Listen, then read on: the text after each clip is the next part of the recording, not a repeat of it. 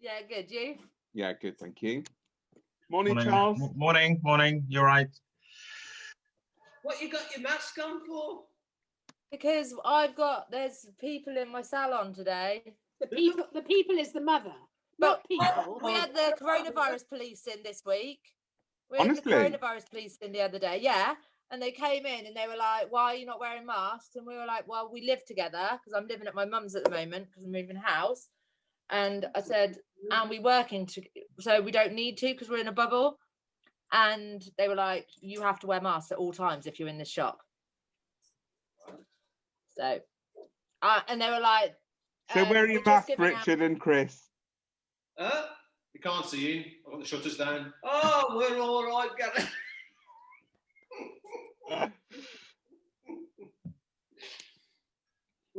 Can I ask a question?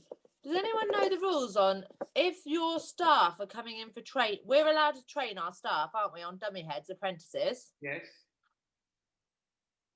Do they have to wear like mask and visor when they're doing a dummy head? I would. Okay. Oh. Chris, hiya. What? Don't. No, it's just like looking over there talking to me. I've split my lip, and every time I laugh, it opens up again. And Oh. You know what? I sent, that text you sent about that you were doing the trials. So I sent that to my staff members. I forwarded it on thinking, oh, this will be funny. And they wrote, my staff are so stupid. They wrote back saying, "Oh my God, Becky, that's so cool. You're so crazy. I can't believe you're doing that. But I can't read the bottom half of your message. It's gone funny." Oh my word. The message you sent about the up and the back. Oh, I see. Yeah. I was like, oh God. Oh, I've always been able to speak Russian.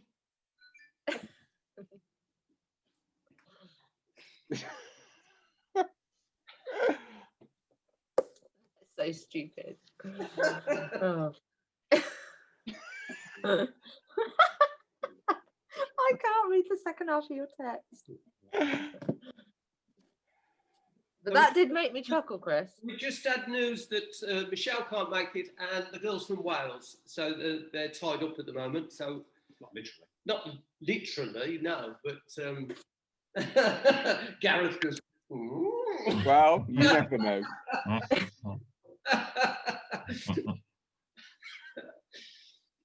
Morning, Mr. Lovesley. Morning. How are you? Very good, thank you. Good. Andrew. Morning.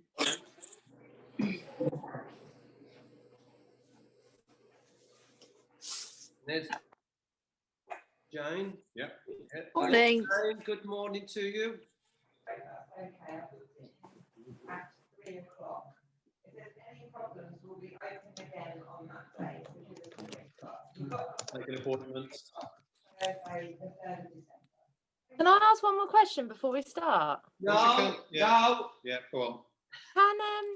Can we have clients in for skin tests before the 3rd? I'm not sure. Anyone else got an answer to that? Of course you can. Chris? Somebody doesn't know any of the rules. Just say Chris says. We don't know. Does anyone know? No. Well, I think it's one of those things that it's a bit like you're not doing clients, but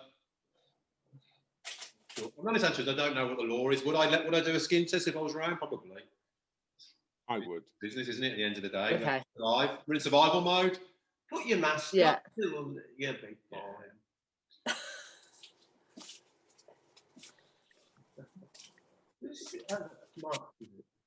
Yeah, in the sun. Give it another minute or so and see what else is You going on. there, Alison? Put your camera on.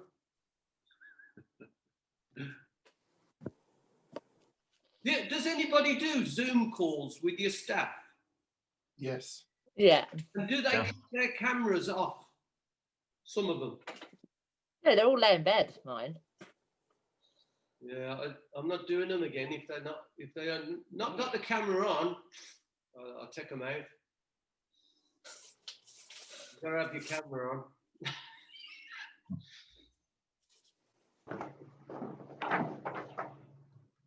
Julie come in.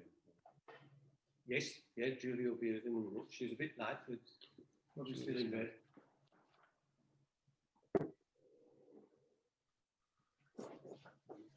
There's Alison. Morning, Alison. I can only do till 10:30 this morning, I'm afraid. So don't. How can we? So don't feel if I disappear at 10:30. I'm very sorry. No problem. So, I get- Jane, Yeah, did you watch the video of last week's because you couldn't make it? Was that correct? yes, I did. Yes, And yes, I did. Useful Yeah, being able to see the video, isn't it?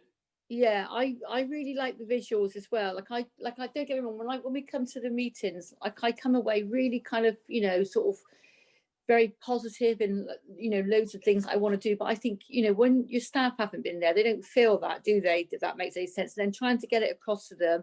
Don't get me wrong. I think sometimes that's someone's real strength. I think that, you know, both of you and Richard are really good at that. I would say, if I'm honest with you, it's probably one of my weaknesses.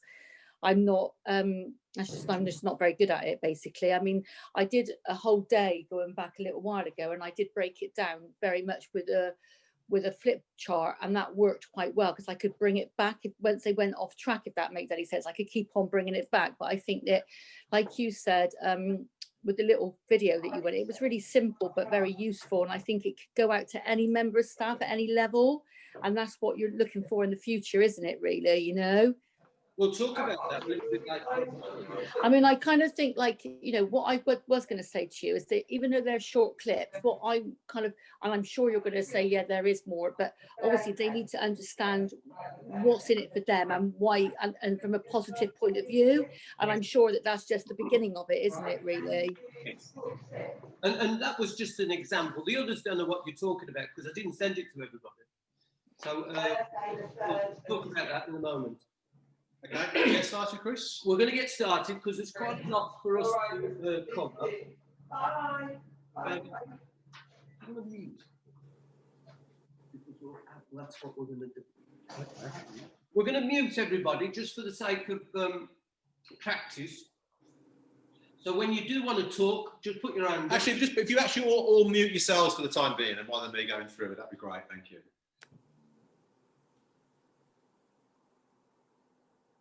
So if you do want to talk, put your hand up and then you unmute yourself and then you can talk to me and Richard. Can you all hear us? What? Okay, guys.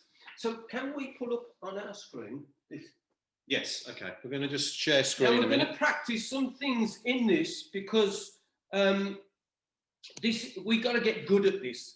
And so everybody is, we're going to start sharing screen and we're going to talk through some of the things on the screen as we move along.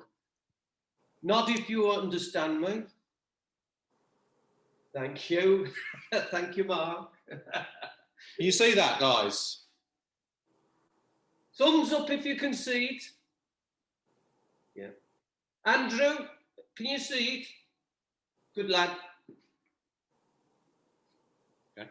So this is what we call screen sharing.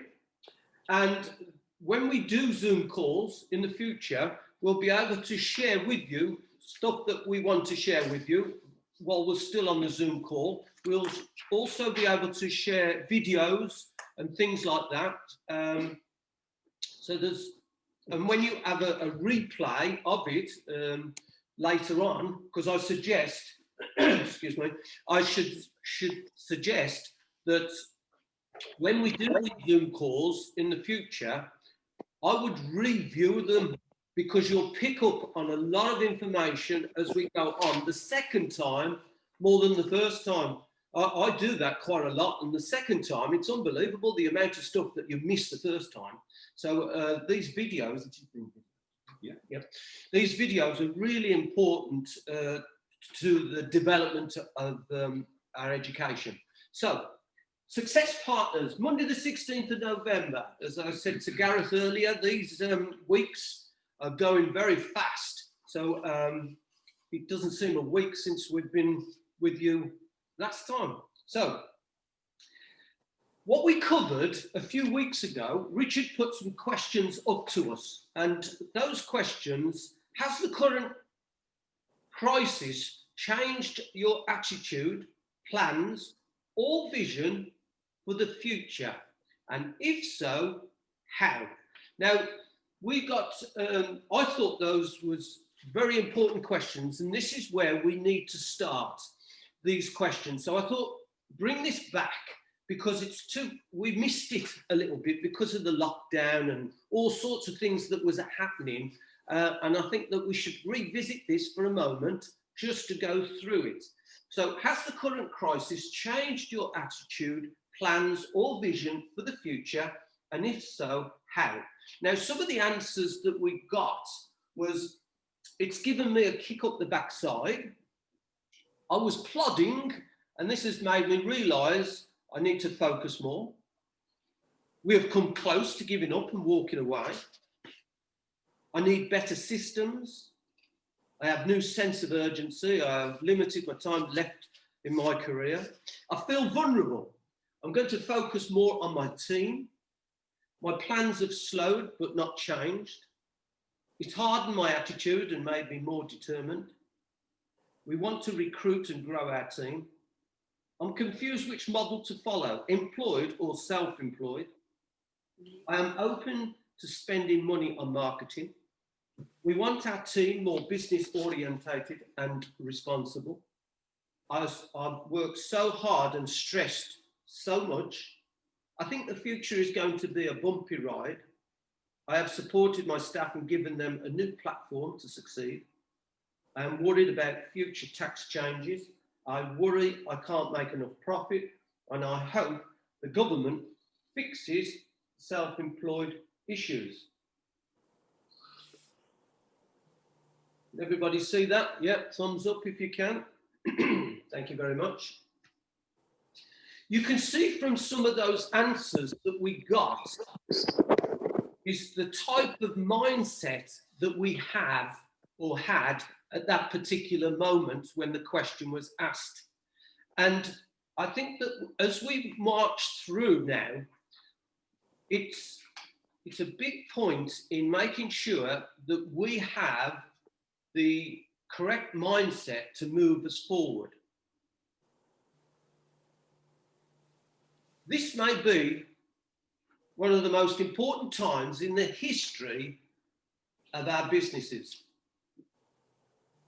The decisions that we make will have fundamental impacts on our lives and our future results. The questions that we've just covered a moment ago, those answers, if you was asked the question again, would you come up with the same answers? Or would you come up with different answers? Because when I first heard those questions, I had similar answers, but I think that we've got to get into the right mindset and get more determined. And one of the reasons the lockdown was really good from our point of view was it made us stop and think where we were. And we've covered this a little bit, and I remember, Jane, you were saying that you really loved the lockdown. Richard says it was great, the lockdown, because you took the pressure off you. You didn't have the day-to-day issues of having the staff and all those pressures that we have when running a business. It was sunny. It was sunny. We was in the garden. Life was bloody great. Sangria tasted better in April than it does in November. In Solihull, it always tastes good. But you could see that as we go back from lockdown now and after, because we've got the vaccine in the future now coming along, and we need to start planning on how we move forward in the future. So we're going to just go through this through questions and that as we go along, and it'll all become a little bit more clear as we step into this success partners moving forward. Again, I would say that this, where we are at the moment as individuals as well as our businesses, I would repeat this. This is a very important time for us. I really mean that. You could have heard that many times in the past as well, but I really believe that this is a very important time from our businesses and from our point of view, because we've recognised that running a business doesn't need to be that stressful. It doesn't need to be that hard work. It doesn't need to be how it was. And we need to change the way that we run our businesses and the results that we receive in the future. And we want to design the business so it fulfills what we want as much as everybody else is within the business. Because at times, I feel that we're doing a lot of the work we have, and you can see by the answers, we have a lot of the worries, we have a lot of the stress. And quite honestly, you don't have to. It's the way that we're running our businesses that needs to change. And the reason we can change it is, or that what needs to change is not the business, it's us. It's the way that we look at it. It's the way that we think. And we need to grow ourselves, and not just the people within our business, it's us. And I think if we're going to move forward, we need to work on ourselves as much as we work on the business. In the past, we've talked about working on the business and not working in the business as you work on the tools. And we've always said that we should work on the business. Well, I would say that you need to work on ourselves now to move forward, because the business will only grow to the size of the person who's running it. And in my case, it's only small. I know that. But coming back to it, we have to see things totally different to how we've seen it before.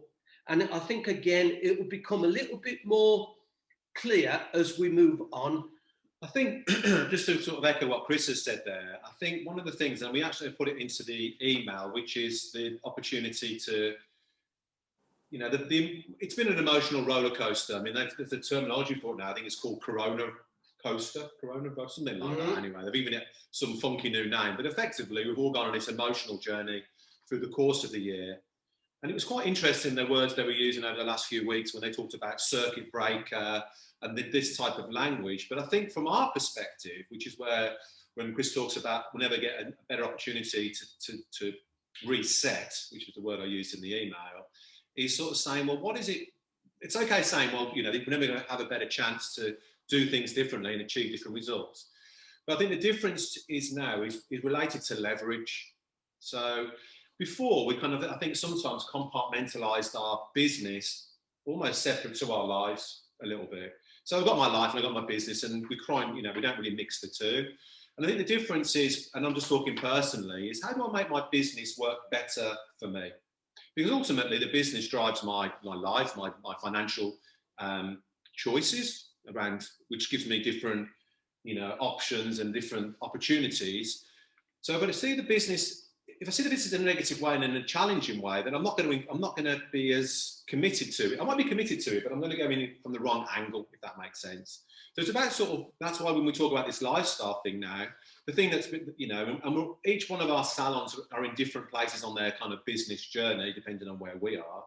But ultimately, the business should have been set up originally to give us a better life, more money and more time. I mean, that's ultimately what most people expect for the business. Yeah.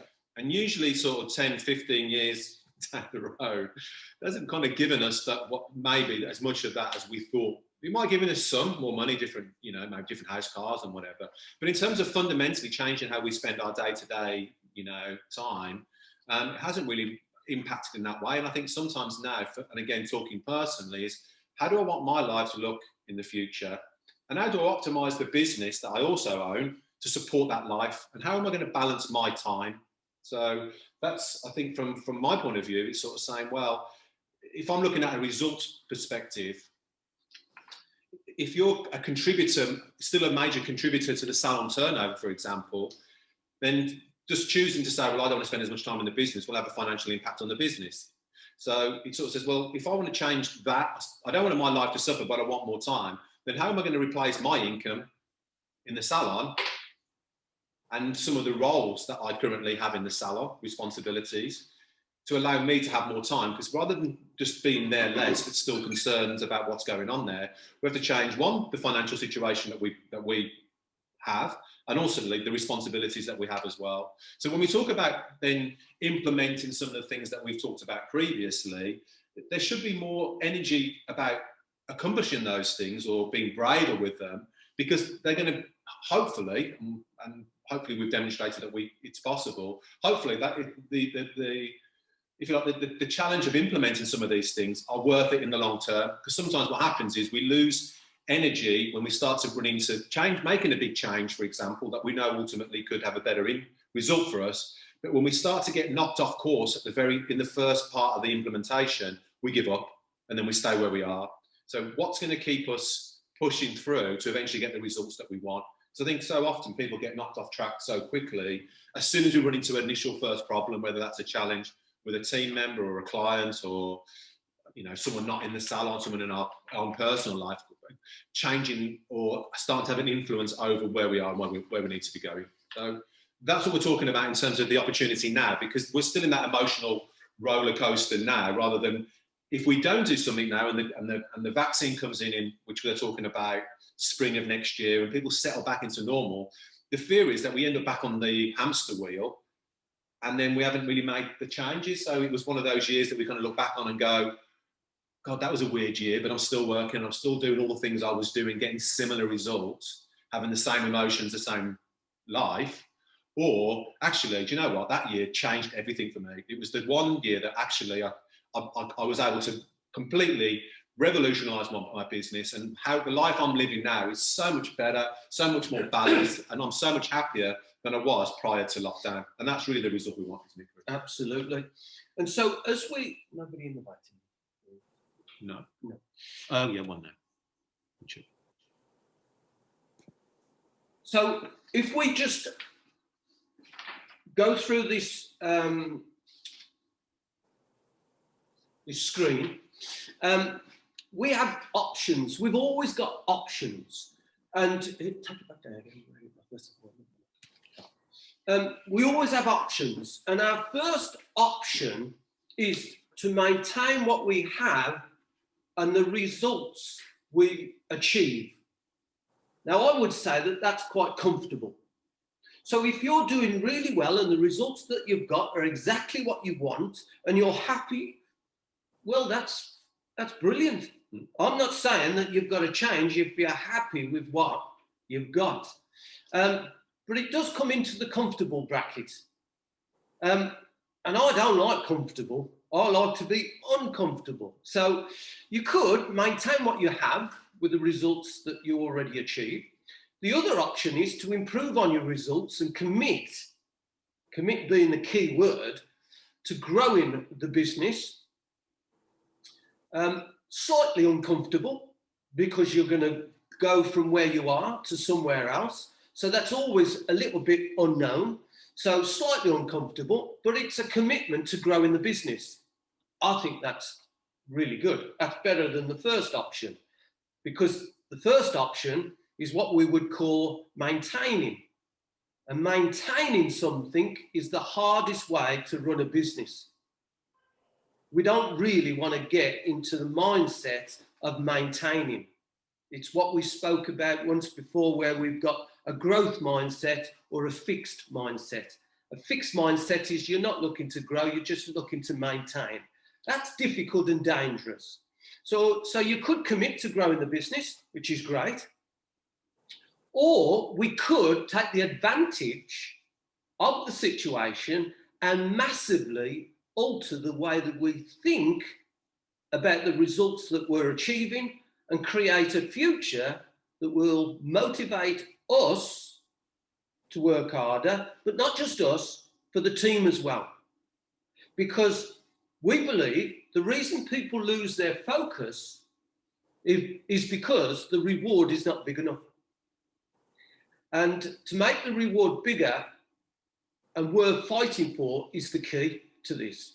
And I would say that's with the team as well, because you can dangle a carrot in front of them, you can hit them with a stick as much as you like, but if the reward isn't big enough, at some point they're going to lose focus, they're going to lose energy, and they're not going to be motivated. Now that's when it becomes an issue. So between us, we have to come up with some sort of way forward that's going to be more rewarding for them and certainly more rewarding for ourselves. So it's well worth fighting for. Because at the moment, I don't think, and if you looked at it before lockdown, when everything was going fine in my business, it was going very good actually, because they'd all come back from maternity, the numbers was growing, they were getting busy, everything was, I thought, hunky-dory. But when I look back, you know what? I don't know if it was that well. I want something more. So what I've done is come up with a plan with my team, and we started to talk about the timeline. That I gave them 5 years, and we've been talking about this for some time. You may have heard me mention this in my business before, but we have a timeline that I gave them 5 years, and after the fifth year, they would be taking the business forward and I would be stepping back within those 5 years. I have never seen them more motivated than ever. And I've got about 80% of them on board at the moment with this. So what the result that they are after is bigger than what they had before. And so it's very much motivating them. Now, I'm not saying that you do the same as what I do, is give your business away to your team. That's not how this is. Different. You're at different stages in your life business. Yeah. But if you've got where you're moving away from the front of the business and you want your people to come through, they can start to see that there's a lot more in it for them. And I think that this is the type of thing, not exactly finished yet, and we've got to get some sort of picture in their minds and in your minds of where we're going with this. Because in my business, I've been doing it for the last probably 2 years, maybe 2.5 years, working on this with my team. I think we could easily introduce this into your teams, which would make you see something in the future well worth fighting for.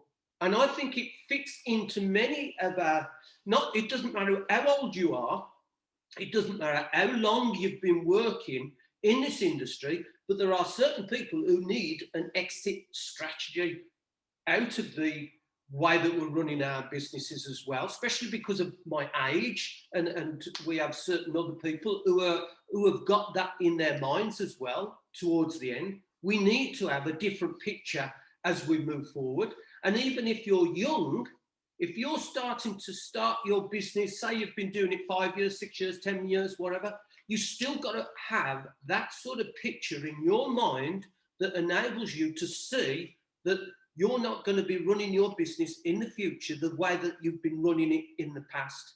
You've got to get that in your heads, and you've got to commit to how we're going forward. Well, one of the things that I think is important to say here, because we're not saying to everybody that what you have to do is plan to be out of your business in 3 or 4 years, because you're sitting there in your 20s, you're thinking, what am I going to do for the rest of my life? So what we're talking about here is creating a business. One of the challenges that most salons have is that they worry about losing their team members. And so because career path comes into play, and in lots of ways, what happens is it becomes a little bit of a battle around getting them to do the things that we want them to do. And we know that's become slightly harder over the last few years because, going back probably 20 years ago, it was much easier. People were more compliant. They were less confrontational. They were more willing to do what they were told. They weren't bouncing around from one career to the next. They were a little bit more focused because they didn't have quite as many distractions. So we have to find a way sometimes to get our message across in a different way that isn't ending up always being a battle. And I think sometimes for most salon owners, that's what it feels like, that you want to implement something. So for example, we talk about the 5 C's or the client journey. And then sometimes to implement something like that can become a little bit of a kind of a battle of wills. We want to work a certain way. You're looking to change that. How do you change that approach to get them to take responsibility over for the process, rather than you having to be the one that keeps driving it forward? And if you step away from the business, that it ends up falling down. And that's one of the challenges with that. And so developing this style, which I would call more of a kind of, as you said, Chris, it's more of them having more involvement in it, at whatever level you want. It's a way of getting them to want to buy into your process a little bit, because what we know now is that they want to feel like they're part of. Now, don't get me wrong, it's for us to be very clever around how we do that to make them feel like they are part of the solution, while still being guided by the fact that we are directing the businesses. Does that make sense? If I ask my team what they want to wear what they want, come in when they want, do what they want, and prat about when I'm not here. That would be what they would probably say. Not all of them, but some of them. The reality is, it's about what results are they going to get, and it's making them sort of buy into the brand a little bit. So it's rather than about the salon owner, it's sort of saying, it's making them feeling proud about the brands that they work for. And then the only way we're going to do that is for them to feel like they're part of the process. Without that, they just feel like they're going to work or doing a job. And the mindset of an employee is always, well, not always actually, but a lot of the time now, to try and get away with what you can get away with. And we want to change that mindset around how they think, what their psychology is. And part of that is to start to include them in some of the decision making. Now, you can be quite clever if you're getting to the psychological thing of getting them to understand that what your ideas are is their ideas. And we talk about that in terms of how meetings can work and things like that. But ultimately, to free up some of your time to get more balance, you've got to have them more committed to your business. Otherwise, when you're not there, they're not going to be as committed. They just see it as a kind of a battle rather than a group endeavour. So this is what we're talking about. But ultimately, if again, people who are sort of maybe looking towards the sort of tail end of their business and want to start to step away, what we understand now is that you're not going to get, no one's going to walk in with a cheque for £1 million and let you wander off into the sunset. As we used to always think that we sell our business for something and then we'd have some, enough money to kind of live the rest of our days out. The reality is that doesn't happen now. So we have to find a way of slowly beginning to pass that responsibility on while still getting some income from it. That's really how the pension process will work for most salon owners moving forward. It's finding a way of engaging with our business that we don't see as a pain and a challenge, and seeing it more as an opportunity to enhance our lives a little bit. So if I'm 70 years of age, would I still be getting income from here? And if I, not necessarily whether I need it or not, but if I still could, is there a way of doing that? And if I could find a way of doing it, why wouldn't I try and find a way of doing that? Does this make sense? Because at the moment, I've got something that generates, we could call it the golden goose. It produces what it produces because of its size and scale and what have you. But if I wasn't here and I didn't want to be here, can it still produce maybe not the same amount of rewards, but at least some rewards for me for what I'm doing and having some involvement? So this is what we're talking about in terms of building a business that's more evolved around lifestyle. Now, I can still choose to be here if I want it to be, to work 60 hours a week or 50 or 40 hours a week. That's a choice thing. But I think from our point of view and from what the feedback from the questions that were answered, people felt like they were kind of cruising a little bit. I felt they were kind of, allowing things. But if we're going to really want to make a change in this business, we've got to sort of start making some decisions and start working towards a time frame for that. Chris made it 5 years. It could be 3, it could be 10. Doesn't really matter. It's got to suit your process. But it's less about the focus on the owner and more about the focus on the team. That's a business paradigm shift. But what's interesting at the moment, one of the things that's come out of this, there's going to be a lot of interesting repercussions from this COVID. One of the interesting things, I read it on a report last week, was this whole thing around people wanting 10 different jobs and they want to go traveling and they want to do all this sort of stuff now. There's still an element of people that want it, but it's less popular than it used to be. And actually, one of the things that people are starting to begin to value is certainty and security, because they've had uncertainty and too much of it, that there's a fear element now that if I go off traveling for 12 months, I might not have a job when I get back. I might struggle to get a job. So actually, I'm going to value the position I'm in And so that's where this change will come in. And I do think there's going to be, and to reiterate, less salons, but there will be an opportunity because there's going to be a celebratory element to next year. There's going to be a point when people are desperate. I mean, you can see driving around. This isn't lockdown 2.0. It's just a kind of hybrid element. If you drive around anywhere at the moment, especially yesterday, I drove around, and because the kids aren't at school, everyone's out and about. No one's locked in like they were the first time around. It's a different version. It's because people are fatigued with it. Once they're given permission to go out, they're going to go mad. And the things are going to spend money on themselves and feel good. So there's a real opportunity to have a real successful year next year, although it might be slightly delayed for a couple of months. But if we can burst into kind of spring, but then at this point, then it's very easy then to come back and make some significant changes in the business.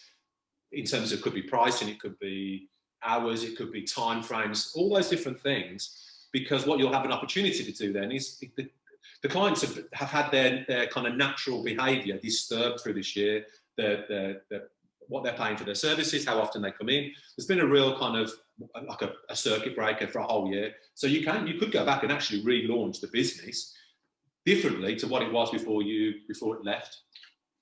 One of the things, excuse me, one of the ways that I got people on board many years ago within my team, and this is possible as well, this could happen in the future, because there's such changes at the moment, and there will be changes in the future. It's a little bit like having all the balls, you throw them up in the air and see how they land. It's going to be a little bit like that. But one of the things that helped me in the past, which got the team on board, there was a certain time in the past that I'd said to the team that we must assume in the future our businesses will be targeted by others who will be bigger, better, and with more money to throw at their businesses than what we have. We started to prepare for people to come and try and take over the area where we was. And those was the days when your Tony and Guys and all these chains and franchises were starting to open up everywhere. Do you remember them days where all of a sudden there was the Hobbs and the Tony and Guys and the Tesco groups? Yeah, all those groups started to opening up. And that was why I started to say that there is no doubt that there will be on our high street, one of these salons will come and try and take over our business. That frightened the team. The team now and again needs to be frightened. It's a very big part of motivating people. You can't have it comfortable all the time and expect people to work hard. It don't work like that. You've got to put them in a slightly frightening position that they may lose what they've already got. By preparing for some other group, and Franco is a great example, the men's hairdressing years ago, who'd have thought that somebody would have come in and taken over or attempted to take over the barbering industry? You couldn't even imagine it. Well, if you look from the hairdressing industry now, it is ripe to take over. It is there to be took because it's such a splintered operation where the franchising doesn't work anymore. And now a few years ago, we were involved with the National Hairdressing Federation, I think it was at that particular time, and we was involved in looking at people from outside of this country coming into this country, taking over many of the salons, wasn't they? Where were they from? Netherlands, wasn't it? Sweden, Denmark. Sweden, Denmark, all these places. Now, if you can imagine, if a big operation came in your area and they had more money to throw at their businesses and they was well equipped to take over, how would your business cope defending itself? That's how I spoke to my team in those days. How are we going to protect ourselves from being pushed aside by these people who have got far more money than us, how are we going to protect ourselves? And I let them all come out with the reasons why we were going to be better than them. And you know what came down to the one final thing that we had more than all the rest of them was our client's journey and how the team responded in that client's journey. Because it is so difficult, the others, no matter how much money they've got, they can't do that. Because even we struggle to get that right. And we've been working on it for such a long time. These other businesses, they don't have what we have. And so it shows you that if we're going to protect ourselves in the future, there's a few things that have got to happen. One, the business has got to be run and pushed forward. When I say run, pushed forward by the team. They got to be on board. In the future, the businesses that will work well is the ones where the team are on board most of all. So we've got to offer them something that gets them on board.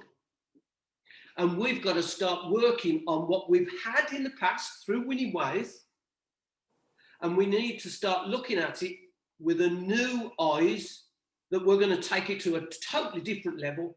Because if I asked every one of you, could you take the information that Winning Ways has offered you in the past, could you take it to another level? Absolutely. We all could. Even my salon could. Even Richard's salon could. And that's where we need to go in the future. We need to, one, really get serious about running our businesses from the back. I mean, really serious. We got to be able to see it in the future that we are not involved on a day-to-day. We run our businesses. We don't lead our businesses. And we need to start to look at that again. We need to have a look at the 5 C's and how our client's journey is. We've got to make sure that the figures and the money side of it, not only are we really equipped, but the team are really equipped as well. Now, to be able to do that, in my mind, we've got to learn how to communicate with the team far better than how we've done it in the past. Now, what I would say is that with this lockdown and with these videos and with our technology now, we're starting to see that we have different tools to be able to help us to run our businesses and to communicate better with our team. What I was going to do, and I did a little video just to show you, it's a very simple one, but it's a little 5-minute video, which I think that we should do at this particular point, just to show you, and it's not the content, it's the delivery of it and the message that comes over. So I just want you to have a look at this simple video and see. We're going to experiment with our screen sharing. Oh, we're getting ever so good at this. Yes. Well, I hope so. Fingers crossed. And I just want you to watch this 5-minute video, which will give you an indication of how we can start to communicate with our teams more. So this is an old video, but I think it's well worth looking at. Terms.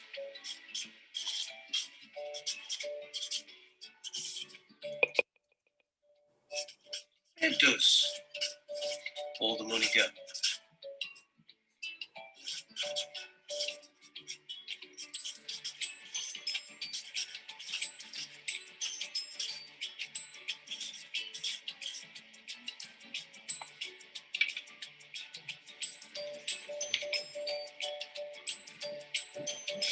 We have a salon.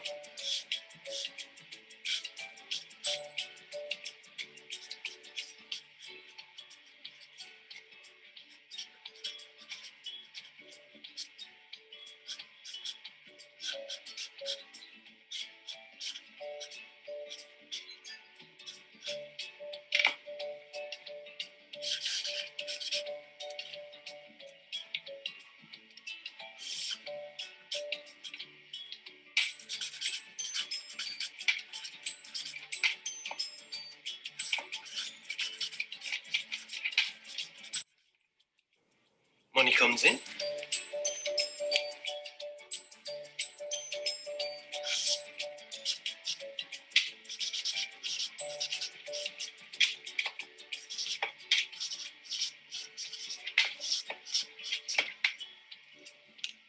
goes out.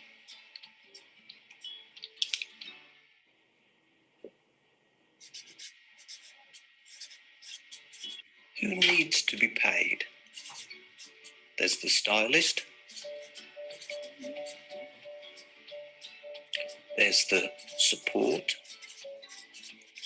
reception, assistants.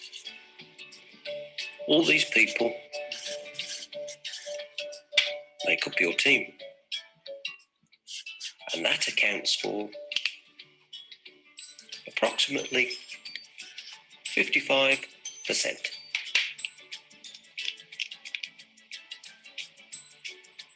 Where else does the money go out?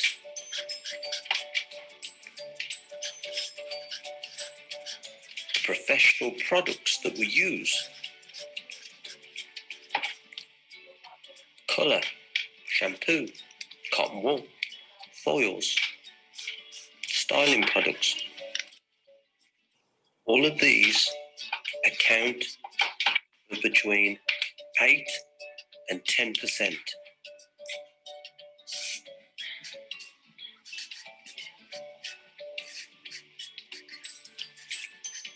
All other costs, electric, water, the accountancy bill, the papers, the milk, everything else accounts for around about 25%.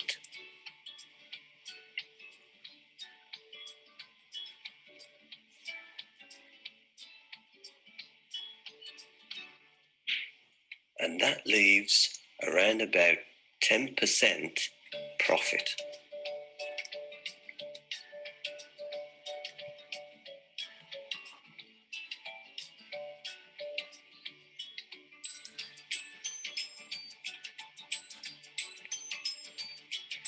The question is,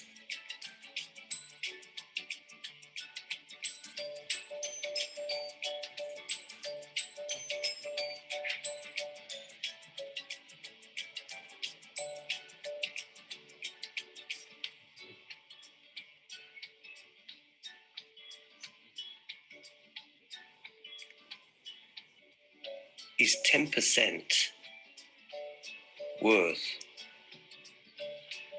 working for? How much money do you need to take to make it worth it?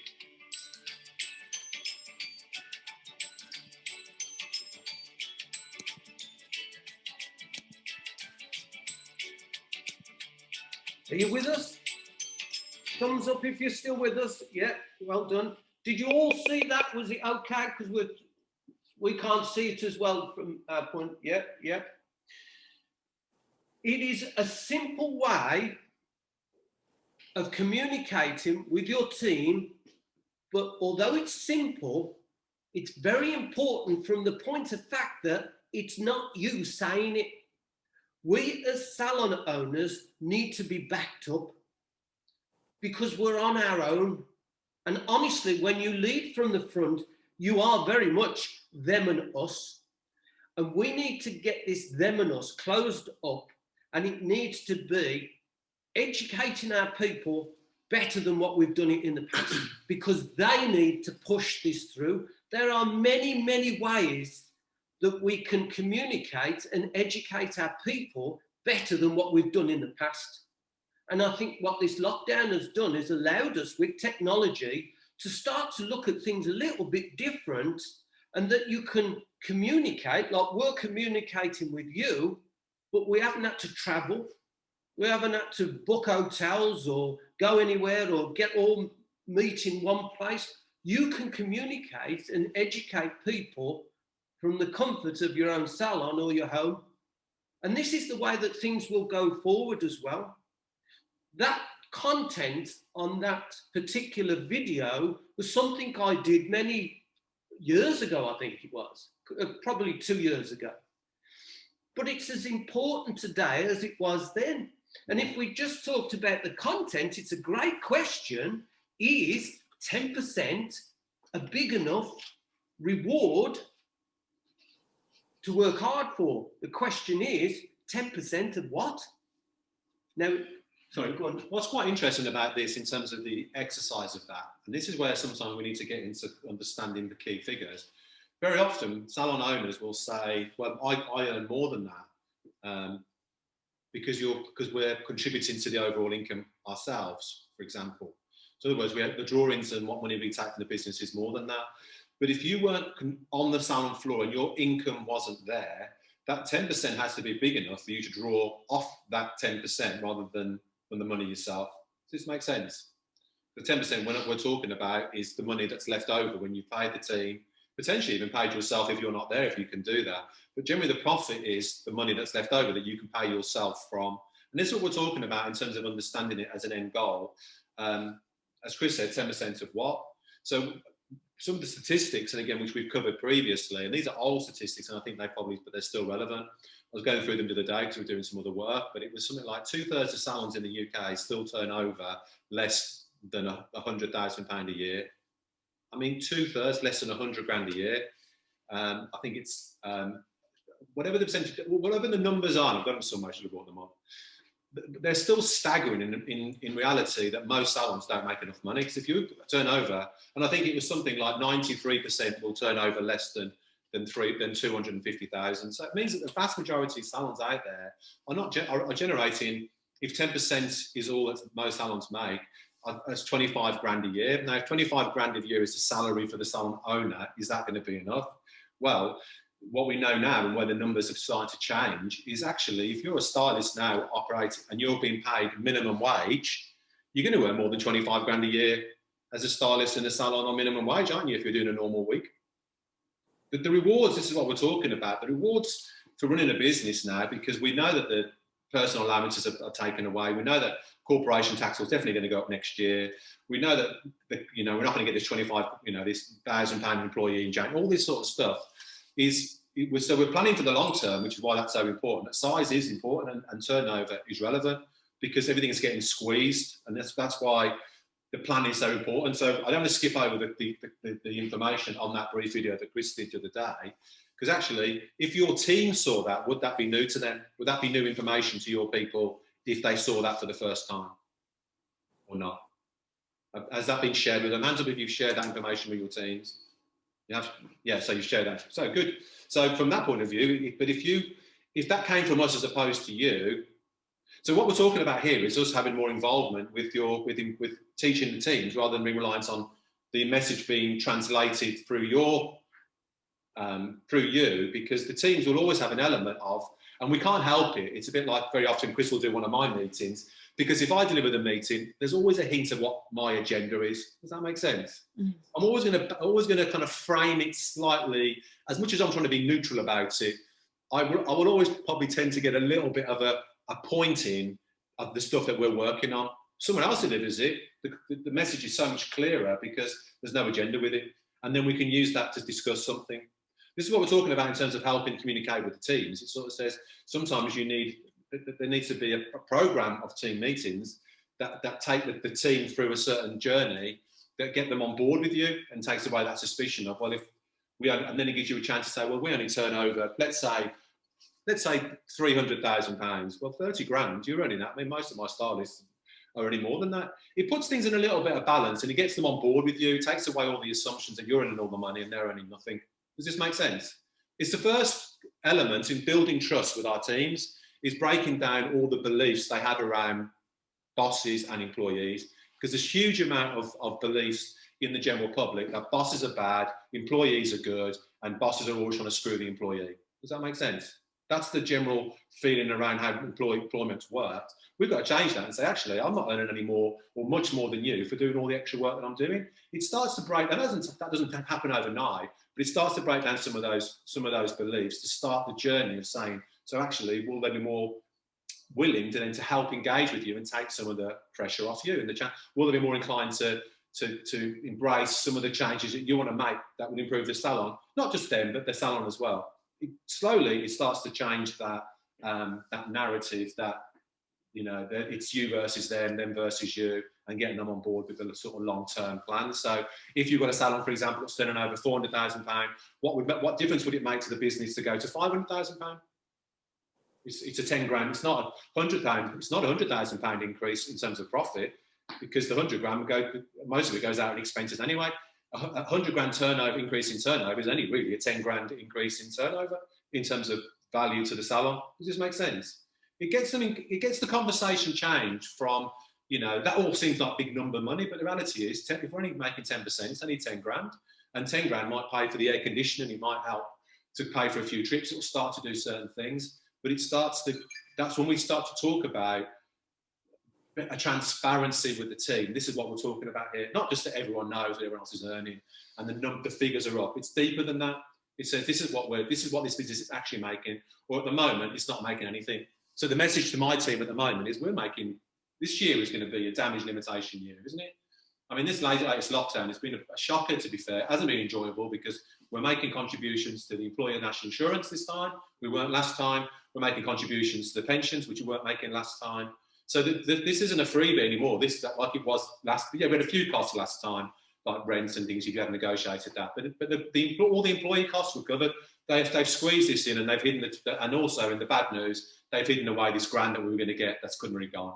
This is big things that we're not getting the benefit of, and so the team needs to know that. So my team know that I'm working here at the moment for free. We're working to pay them, keep them going, but we're not actually earning anything from that. Now, I'm not asking for sympathy from them because I'm not going to get any, but it sort of says, be clear about that. This isn't all one way. You know, this is a balance, and so I'm expecting really that you're going to help me out. Does this make sense, guys? Hands up. This is what we're talking about in this messaging over through next year. Whilst at the same time, they will start to see increases in their earnings, because if there's going to be this celebratory, which is what they're talking about now, almost like ends of the war type celebration when this is over and people can take the masks off, they're going to go start raving bonkers, aren't they? I mean, who's planning to stop in the first weekend they say your mask is off? Anybody? I'll have a little quiet weekend in. I might skip holidays next year. Everyone's thinking, when they get rid of this bloody mask, I'm out partying for the next month. That feel-good factor is going to last all year long, and so will the team. So we're going to start to understand this is what's going to start to happen. And if we don't grab that and roll with it, we'll miss the opportunity, because most people won't. They'll still charge the same prices, maybe keep the same model, still do things differently. This is what I'm talking about in terms of changing the business model moving forward. But at the same time, part of the reason of showing the video is to say this is the sort of stuff that we are working on. But most importantly, that message is still really important. The next 3 months for cash flow, I don't know about you, but you know, cash flow is starting to get very tight, isn't it? Just me? Cash flow getting tight? You know, this last 4-week period has not been that much. The first lockdown I loved. This one isn't quite as pleasurable. The weather's crap anyway, we know that. But at the same time, it's starting to cost us a bit of money, and it's starting to get a bit tight. It's starting to get a little bit where you're thinking, bloody hell, like this, we better have a really good December. That's who's thinking that at the moment. You know, I don't want another week of this gets knocked back a week. We need to put some money in the till to try and help us for the next few months. So although we're planning for the future, we still got to be careful in the short term. Sorry. Fine. Just to go over a couple of things then, was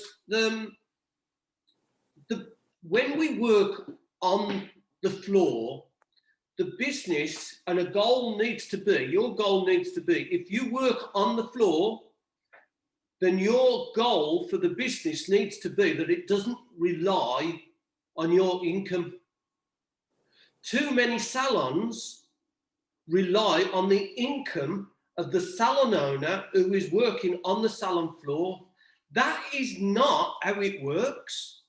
And I think it is a big fundamental mistake within our industry that they think that they're doing well, but they're working on the salon floor.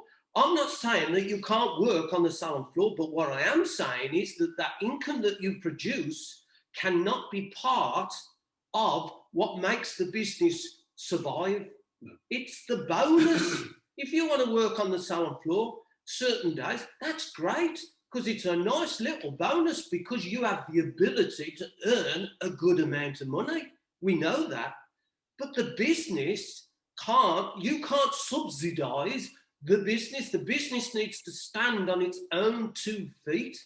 So this is why, with a different mindset and a different focus, the focus must be that the business stands on its own 2 feet. So when we say, can I recruit somebody?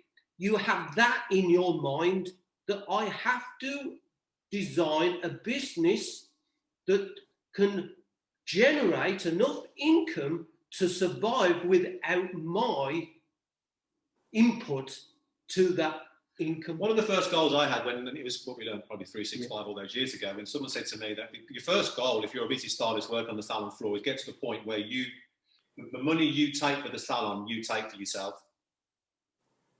I thought, that's a goal. So all the income, because I was taking quite a lot of money at that time, but a lot of it was the first goal was to get to the point where the salon didn't need that money and I could draw it. That's an incentive, isn't it? You imagine all the money you're putting into the till that you can take and doesn't have any influence over the overall takings in the till. That was my first goal, to do it. And then what I realised was it was going to take 2 stylists to replace what I took in. I'm not saying that to brag; it's just that I was working very hard. But it was a good plan to sort of start doing that. And it probably took me another 2 years to do that. Everything I did took me 2 years to do. But that's what we're talking about here. If you could make that, imagine if you are working on the salon floor and that money you can just draw for yourself. Then there's a value to that. You might want to do that, but at the same time, the only way you are going to be able to do that, which is where the balance comes in, which is my favourite word at the moment, where the balance comes in, is that you need your people to do maybe better than they are, and you're going to need a few more of them. So you're going to have to balance, you're going to have to sacrifice some of that earnings that maybe you can generate for yourself to make sure that the rest of the team are taking the money to pay all the rest of the bills and still making you some. Now, what Richard has just said, it is very important that the team understand where you're going with your business. They need to know that the income that you generate on the salon floor is not going to be included in the future as we move forward. The goal is that the survival of the business depends on the team, and you need to start sharing this information with them. You need to share the worry, the stress. It ain't your worry, it ain't your stress, it's everybody's. You do not stress over a business on your own. It don't work that way. You'll die before you're bloody 25, like me. But you can see that we've got some things ultimately back to front. And I think that, as we mentioned, that video, and honestly, my team in the past, I've gone over that many times with my team, where the money goes within a business. I guarantee you, if you asked your team, where does the money go? How many of them could answer that like that video did? And I tell you that not many. Even my team won't. And that's why you have to keep hitting them with it. You have to. This is what we do. You have to keep reminding them on a daily basis, on a weekly basis, of what you want them to do. And that's why the 5 C's, we cover it, we let them go, and then we don't cover it again for another 3 months, if that. And then we wonder why we don't retail, or we wonder why the sales of treatments have gone down, and we wonder why the results are not the same. It's because we wasn't in a position to keep hitting them with it. These videos and these things will help you do this. And that's why I think it's so important, like Richard just touched on, which was so important, that size is, and it does matter. You can't get away from the fact. Unfortunately, the world has changed. Size does matter, and we do need to grow the size of the income for us to be able to have the lifestyle as we move forward, and to create something that makes it easy or easier to recruit people. The better you get, the easier it is to hold on to your people, to recruit people, but it's also easier to make your people do what you want them to do, because the reason why they're doing it is because the goal is big enough. They want it. At the moment, or in the past, they've been going off in all, they're like a firework. They're all over the place. But they will, and like Richard says, people's ideas of the future, traveling around the world, having 12 months off, doing this, doing that, having 6, 7 jobs, that ain't going to work for people, and they will come back to security. They will want a job that they can see growth. I think the just to touch on that briefly, because then we can dive Yeah. into questions. Just to touch on that briefly for a minute, and again, these are really important things that we need to think about, because sometimes we just get caught with dealing with the day-to-day crises element of where we are at the moment. What is interesting, if you kind of read the news and read some of the reports at the moment, there is a massive shift in how the employment is going to work in the future, the jobs market. I mean, there was someone that advertised a job in a coffee shop in London a couple of weeks ago and had 500 applicants. I mean, 500. And you've got to factor into that a lot of people, a lot of that kind of, Europeans that are currently working in London have gone home. So a lot of those factors that were there before in terms of, immigration having an impact on that, there's not those people there. These are general people, people who are born and bred here that are applying for these types of jobs now. So the jobs market has fundamentally changed moving forward. It's where these sorts of jobs that were maybe not seen as favourable in the past will start to become more attractive, I think, through next year. And we've started to see, I don't know if you already, but we've taken on 2 new apprentices through this lockdown, not this particular lockdown, as soon as we got back, during the last lockdown, basically this year at some point.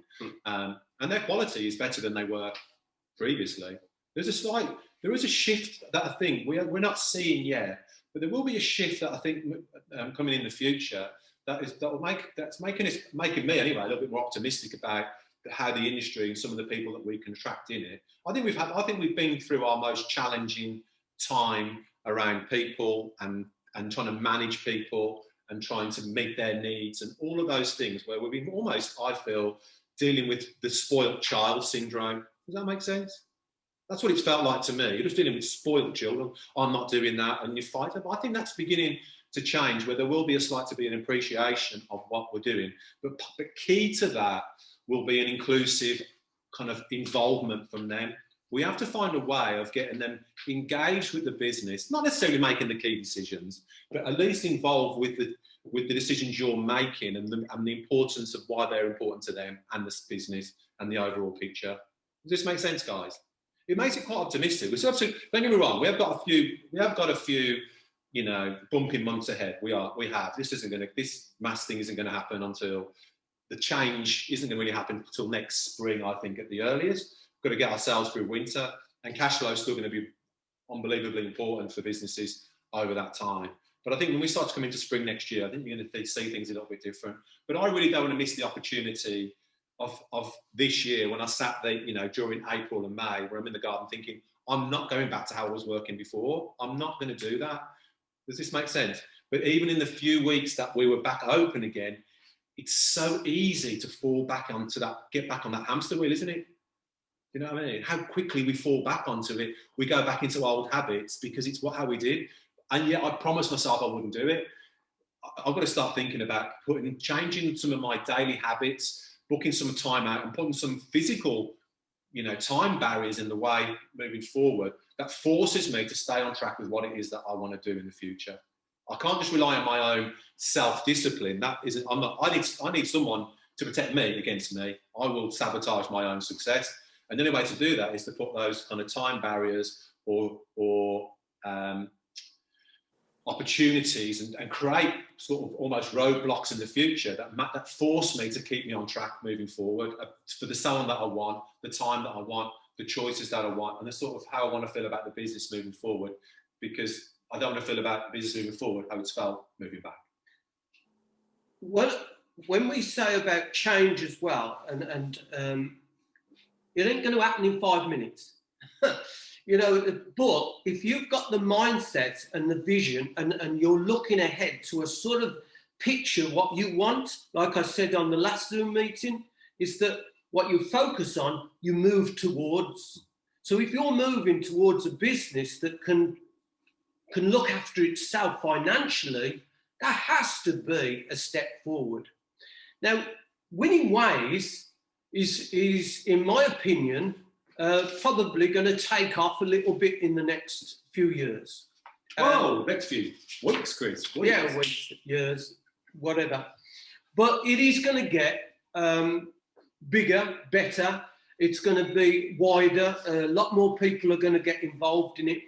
Now, Winning Ways at the moment is very easy to sell. The information that we have and what you've received in the past, everybody seems to want it now. It's an indication of where the industry is at the moment. And the people who want to employ us are people like wholesalers, very much. Wholesalers are going to play a bigger part in the industry, in my opinion, than what they have done in the past. And what I've noticed with some of the wholesalers that we're dealing with is that they've got something that some of the colour houses haven't got. And that's quality people. Integrity. Oh, shut up. Quality people. Some of the people that we're dealing with in these wholesalers are real top guys. They really are. And they've got the right mindset and their right values to do some good for the industry, because they recognise that the stronger the business is, the stronger their business will be ultimately. And so one of the things that we'll be doing is working a lot with the wholesalers. But one of the things that I want to keep in your mind is that they are very keen on having salons that have worked for us in the past. And you may be invited in the future to come along on these courses to help educate other salons. And they very much want people like you who have been on the journey already. For me, when I was in 365 many years ago, one of the biggest motivational things that ever came across was when I was asked to lecture for 365. I had no interest in the world of standing up in front of people and being able to educate other salon owners. It wasn't what I wanted to do. But cut a long story short, coming back to it, it was probably the greatest thing that I ever did, because the teacher learns most. When you're going to educate or you're invited to have a say in other people's education, you tend to focus more on yourself, because the last thing you want to do is be in front of people and you don't know your subject. Now, I think with Winning Ways Success Partners, this may be an opportunity in the future that may benefit all of us, because selling you to other people is very easy, and it would be a good way of you improving your level of standard of education as well, because the commitment that you have when you come to educate others, you do need to know your stuff. So it's another good motivational thing to get on board with. So keep that in the back of your mind, that along the journey, you may be invited to come along and be on tables with other salon owners so that you can share your wisdom, your experiences and your knowledge, because although at the moment you think that times are tough and that, if you're finding it tough, other salons are finding it impossible because they haven't got what you've got, that all the things that you've learned along the way. And that is very important, to be able to share that with other salon owners. So that's something for us to keep in mind. One of the things that's going to happen again in the new year, if you think about it and what we've always talked about is there being a correction in the number of salons. And we feel this is going to be the one thing that does it. We'll see. We'll still ultimately see whether that happens or not. But if you think about it, for some of those salons they'll get back open again because Christmas is there, but they haven't got the promised money in January now. They'll run into cash flow problems. Who's starting to have to pay off their deferred payments? Who's been making deferred payments over the last few months to revenue and that? And just me, yeah? No one else? No, me too. That's what's starting to bite in terms of cash flow, because you can defer stuff as much as you want, but at some point it has to be paid, doesn't it? This is what we're in at the moment. Then bills are starting to sort of pile up a little bit. But if you're a small salon that spent, and a lot of them didn't they? Spent their grant money on other things, or took it, or drew it out of the business, they don't have that income there. So the wholesalers and the manufacturers are already setting aside funds to offset the losses that they're going to make from these salons. Does this make sense, guys? Also, the banks are also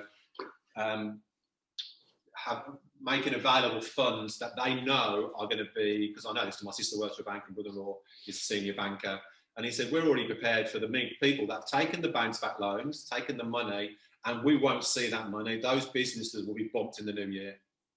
And they already know it. They weren't successful beforehand, and so this isn't going to make them any more successful in the future. And they're expecting this to be sort of thousands of businesses. And we think that hairdressing won't be part of that. I mean, this is what's coming down the line. So hopefully there'll be a correction. So if you think about it from a recruitment point of view or availability for those clients who want to come back into salons, because I don't see that. I think it's going to be so easy to sell the salon experience in next year. The alternative of home hairdressing for people who've been stuck at home for a year isn't quite as attractive as it was. Would you agree? Most people want to get out of that and they want to get out of their houses. So I think that's what I'm talking about in terms of the excitement for next year. Now, me and Chris have been talking for an hour and a bit and taking the time. So we're going to open it up. You want to take your mutes off and ask any questions that you want to ask as we begin to wind things down. So if you want to mute yourself, pop your hand up. Any questions on what we've been talking about or questions on some of the things that we've talked about introducing this morning? Jane?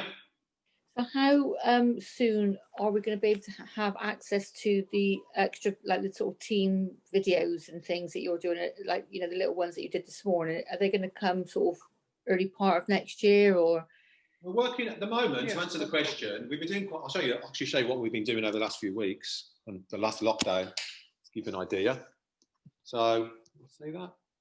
So this is all kind of our little recording studio that we've built in the salon. To give you an idea of the stuff that we've been doing. So effectively what we've been, to give you an idea of some background, we talk about working with wholesalers and stuff like that. So yeah, we've been talking to a lot of people about how do we take our information online, because they're expecting that next year, and most businesses through next year are talking about not providing live events. So your L'Oreal's, well as all those companies are going to look at maintaining their online presence through next year and not going back to the live events. Does that make sense? They can't plan for it because they don't know what's going to happen.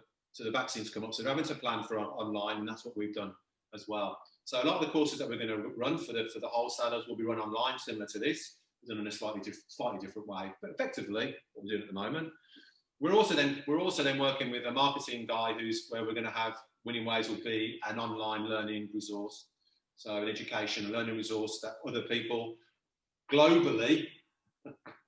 We're going international. We're going international now. Who want access to the information will be able to access that information as well. So the plan is that we'll have an online resource, we'll have a live event, which obviously currently what we do with you guys as well. So it's more about taking. It's really what we've discovered is that the fundamentals of what we covered, and you've heard so many times, time and time again, is ultimately what most salons don't have in place, and so are struggling. Because that's where they're running out of cash. They don't know they don't understand the basics. And so what these wholesalers want is those salons sort of educated on those fundamentals, and to have some of the tools in place to be able to track that, because they're relying on accountants and bookkeepers and all the rest of it, and they're not providing them with the right information. So they get into trouble. What I would say, Jane, to your answer as well, your question rather, is that I want you to have in your minds, guys, all of you, is that if you're going to educate your people, you need to start setting yourselves up to educate them. And that means that you may want to invest in screens, projectors, and there are a lot of videos that we have played to you on our courses that will be available to you to show to your team. You've got to start to see yourself as educators, the educators of your team, and you have to give yourself the tools to be able to do that. So yes, from your question, there will be stuff coming through, because now that I know that it's a great way of educating your people, I can start to do that and have a look at some of the stuff that we've done in the past, what might be useful to you.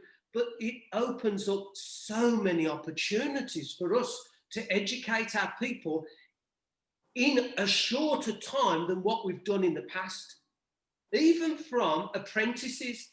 Now, my time in training an apprentice in the past has been 4 years to be able to get them onto the salon floor and charge 33 quid for a cut and finish.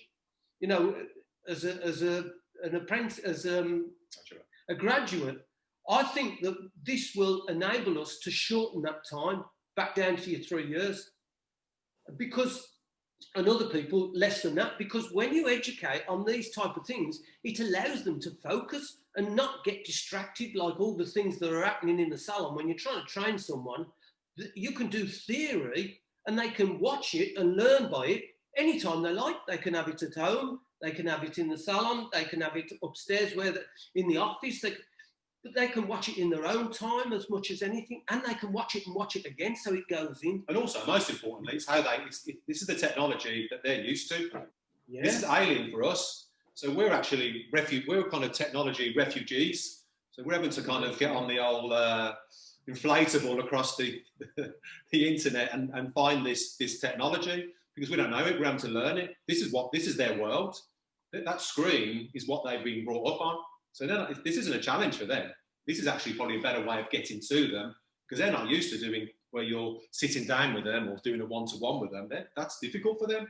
But this is the perfect way sometimes of getting your message to them before you actually do sit down with them. And I would say that makes sense. Technology bored the bleeding pants off me, because I'm not really into this type of thing. But I've got to say, I'm very much motivated now to learn it, because I can see how it could help me. And so I think that I will. Yes, Jill? We've got one girl that through the last lockdown, we trained them all. There was 3 of us, and we did all the training through obviously FaceTime.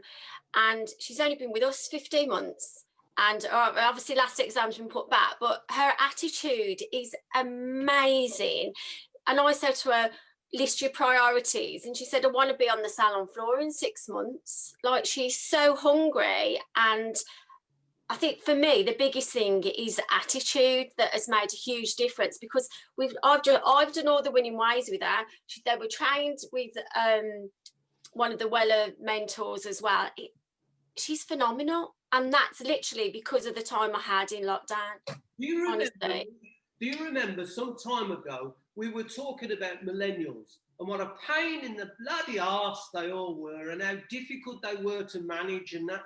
I honestly believe there are Generation Z coming along which are totally different, and we will need to educate them differently and offer them more than what they've had in the past. So they learn quicker, these people do. Yeah. But they're comfortable in their own space as well, aren't they? Absolutely. She was so comfortable with it. She was quite nervous when she first come to the salon, but being in her own space, she took it on much so if more. we're looking to move our businesses forward, you've got to get the right people. And then once you've got them, you've got to be able to educate them in the way that we want to educate them. And you've got to offer them something that makes them want to stay within your business, and there's a career path for them. That's where we should be concentrating on now. All these type of things is building this team, knowing how to educate them and getting them on board, so that it's not a them and us type of glass wall between us, which has happened in the past very easily. And we have to be able to create something in their mind. Like Julie said, that girl has mentioned that she wants to be on the salon floor in 6 months. Do you think that girl will be on the salon floor in 6 months? Yeah. Absolutely, because she's got it in her head. And that's what we've got to do. We have to put the right thing in their heads. And then our biggest issue is distractions. The world is full of bloody distractions, from phones to internet to social media to all the...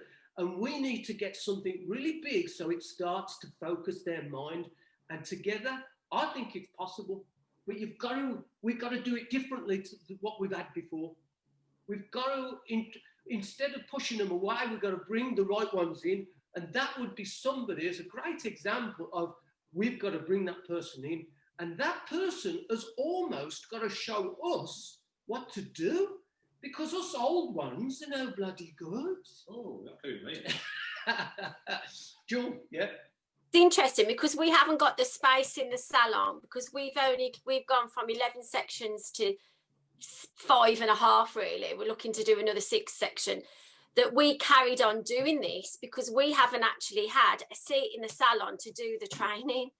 Yeah. So we've had to carry on doing this. I mean, that's, we've had to adapt the business. You have to. What we've been forced to do is make changes that we didn't choose, but we're forced to make changes. But it goes back to sometimes you're forced to do stuff. It makes you grow. They're not choices that we made. They're choices that were forced on us. And actually, I mean, we talk about throwaway lines all the time, and sometimes you have to kind of re-emphasize the point while you're in it. One of the things we've talked about for years is that all breakthrough comes from crisis. We must have said that 1,000 times on courses, mustn't we? All comes from crisis. And, we talk about it and we talk about it. Now we're in one. We're saying, well, what's the breakthroughs going to be? That's where we're at. We're not going to necessarily see them in the moment. We can see, but if we're not looking for the opportunities that come out of this, all we'll see is the problems. Does that make sense? As Chris said, where focus goes, energy flows. So if I'm thinking about all the issues that we've got, then that's where I'm going to focus on. But if I'm thinking about what's going to happen after this, there will be opportunities, definitely. Yeah, there'll be some challenges. But if I'm focused on the opportunities, how do I best optimize that? Is it about numbers of staff? Do I need to increase our prices? Do I need to fundamentally change the client journey in the salon? I'm talking about just me personally here now. I'm not talking about you guys. You can make your own choices. But do I really want to, I've got a salon here with 23 sections in. Space hasn't been an issue for us at all for that. Touch wood, it's been one of the things that we've had. But the reality is that it's also changed the dynamic of how the salon works. So the 3 days before we actually shut down on this time, this felt a little bit like it used to be, albeit socially distanced, a bit pushy. A couple of hours where it was a little bit touch and go, whether we were quite as distant as we could have been. But the reality was, it felt like I kept thinking, for a second, I'm thinking, wow, back to. But then there's a part of me that went, I don't know if I want to get. This is the thing we don't want to go back to. Absolutely. Does that make sense? Yeah. So do I need to change that? How that works, and how am I going to do that? How am I going to change what the salon feels like? And do I want the growth to come from increasing the numbers of people in here, or do I want to increase it from the services and the offering?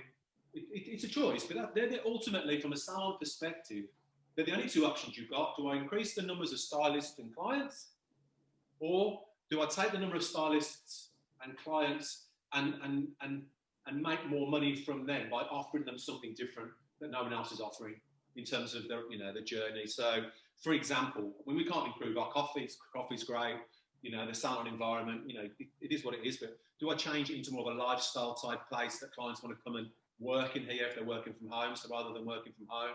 See what I mean? Trying to look at where people's daily habits will change. Will the weekends change for the salon because Saturday may become a quieter day? Do I offer more services in on that just Saturday that is more about creating a kind of, makeup and all that type of stuff? Do I start drawing some of them services in to change the dynamic of that day? Do I change the evening appointments different to the day appointment?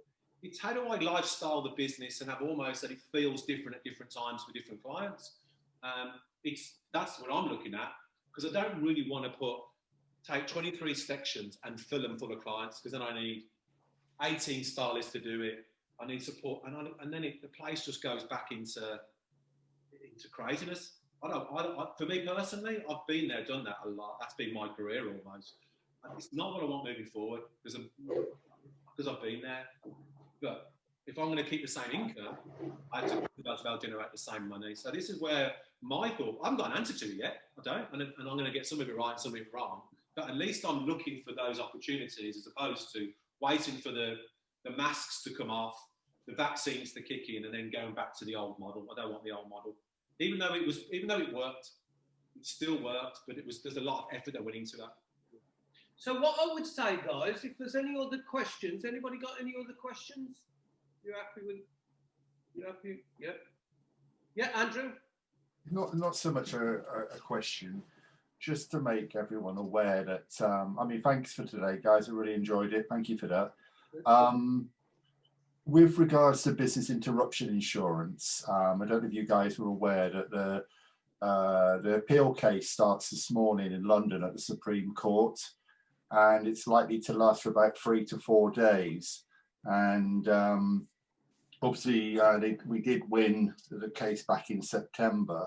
Yeah. And I don't know which way it's going to go, but hopefully we should have an answer by the end of this week. I'm with Coversure, recommended by the NHBF, and I've been really disappointed with them up to now, the way they've handled the situation. In fact, I had a call from them first thing this morning, as I wrote to the head office yesterday. Surprise, surprise, the Huntington office phoned me this morning, making all sorts of excuses. I said, you know, you've really let everyone down, especially as you're recommended by the NHBF. But anyway, cut a long story short, I just thought I'd share that with you guys. And I've ordered my new car, actually. But you know, obviously we've all got different insurers, and but I've been really disappointed, like everyone else has. But let's keep our fingers crossed. We might, talking about finances, you know, hopefully if it goes our way, we could have a small payout anyway. Yeah, thank you for that, Andrew. Yeah, I mean, I'm always a bit dodgy with insurance companies, because we had, I mentioned that the kind of the off-plan property I purchased many years ago in Spain, we were insured against that. There was bank guarantees supposed to be in place and insurers, and that ended up in the High Court. And when it finally got to the High Court, the barristers, everything was saying that it was in our favour. And then the court ruled against it, and also ruled against it, and also put a court order in that they couldn't explain the reason why. It was just a cover up with the insurance company. And the barrister that was dealing with it said they do this a lot because the implications for them as an industry is so big that it would overwhelm the industry, because it opens up the floodgates. And that's what it'd be great if it does, because I'm not with Coversure, but we're with another insurance company. But there is that, we've still got that kind of, if you like, not pandemic, but all the other things that could go wrong health-wise that could impact on the industry. And when I spoke to them, because they didn't have COVID-19 in the policy, we weren't covered. So we're watching the Coversure stuff. If it comes up, great. But my past experience with insurers and how they screwed us over in that case, unfortunately, those people usually kind of eventually pull rank and they just protect themselves. They just do, don't they? Some people have already, some insurers have already paid out already on this. Andrew, my son is an insurance underwriter, and the reason why some of them have paid out, they've got different wording in their contract. Yeah. And he said, his actual words was, some of them had got the wording wrong. So some of them are not the same as all of them. So some may be forced to pay out and some of them may not. It's all down to the wording of the contract. I agree. Yeah. I think when this all first kicked off, everybody jumped.